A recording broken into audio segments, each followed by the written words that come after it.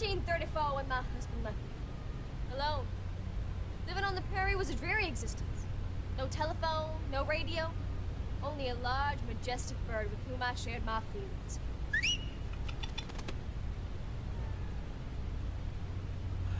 You see the bird too, right? Yeah. Fantastic. One day when I was feeling low, I said to him, "Oh, bird, you can fly. You can soar miles from this lonely place, yet you stay. Why?" Apparently my question rang true. For that afternoon, my bird left. And so went my spirit.